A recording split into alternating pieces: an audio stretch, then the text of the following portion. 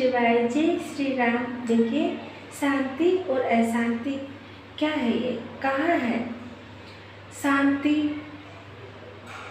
जिसमें सुकून हो, अशांति जिसमें मन बेचैन रहता हो, तो ये दोनों स्थिति कैसे बनती है? इस मनुष्य हम जो जिंदगी जीते हैं, इसी में सब कुछ होता है, शांति और अशांति भी। तो शांति तो सबको चाहिए, लेकिन अशांति तो अच्छी होती नहीं है।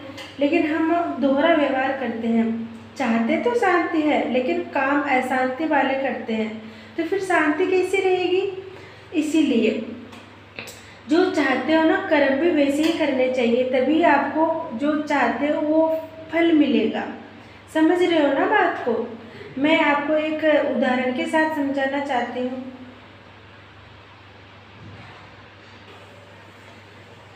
फ्रेंड्स, हमारे गांव में ना एक महिला की डेथ हो गई, तो सभी उसके 12वें तक आते जाते हैं ना, सभी के होता है ये। सभी रो भी रहे हैं, दुखी हो रहे हैं, और सभी उसकी अच्छाइयों का गुणगान गा रहे हैं। बुरा लग रहा है कि वो क्यों चली गई। उसके जाने के बाद में उसकी वैल्यू पता लग रही है सबको। ऐसा क्यों होता है? हम जीते जी किसी की भी वैल्यू नहीं करते हैं, केवल हम बुरे विचारों में ही अपने इस जीवन को जीते चले जाते हैं। तभी तो हमें अशांति महसूस होती है, शांति नहीं रहती है। और जब कोई हमारे बीच में नहीं रहता, तब हम उसकी वैल्यू करते हैं, तो उससे क्या फ़ायदा मिलेगा? आपको भी नहीं मिलेगा और जाने वाले को भी नहीं मिलेगा। आप भी अशांति से पूरी ज़िंदगी जी लोगे। जब आप जीते जी किसी की वैल्यू नहीं कर रहे हो, तो फिर आपकी वैल्यू भला कोई कैसे क्यों करेगा? इसीलिए मौत आखिरी सच्चाई है। किसी से भी मिलो, ऐसे मिलो कि उसका या फिर आपका आखिरी दिन हो।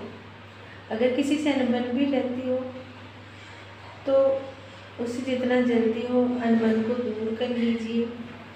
और अगर लड़ाई झगड़े हो रखे हो तो माफ़ कर दिए एक दूसरे को, और शांति से ज़िंदगी को अच्छे से जिए, खुशी से जिए। ये सबसे बेहतर है, इसी में सुकून है और कहीं नहीं है।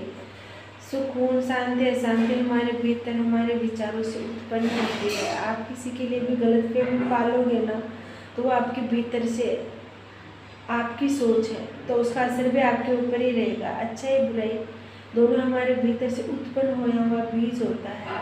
तो जब हमारे अंदर से चीज़ें हो रही है, तो उसका असर भी हमारे ऊपर ही होता है। इसलिए सबके लिए अच्छे विचार रखें। सामने अच्छी बातें बोलते हो तो भीतर भी अच्छे विचार ही रखें। ओम नमः शिवाय, जय श्री राम।